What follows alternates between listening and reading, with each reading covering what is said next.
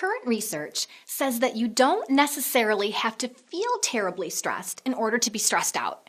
If your sympathetic nervous system is running the show, you are living in a body that is constantly under stress, and you get everything that goes along with that. But it's also true that people have different levels of sensitivity to everyday stressors.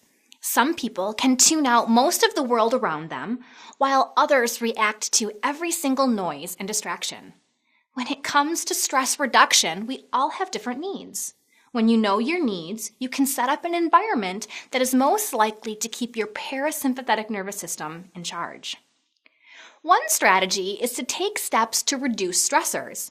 Have you ever felt like the overhead lights were giving you a headache? It might mean that modifying light levels will help you avoid a low-level stress response. If noise bothers you, could you try working with headphones on to dampen external sound? And try turning off the ringer on your phone to keep loud and unexpected noises at bay. Even regulating how much time you spend on email outside of the office may decrease the stressors you experience on a day-to-day basis. These are examples of first-level changes that can help you reduce the activation of your sympathetic nervous system. On a deeper level, you'll benefit from direct activation of the parasympathetic nervous system.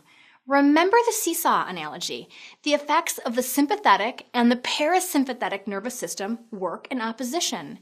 If you can activate the rest and digest response, it will deactivate the fight or flight response.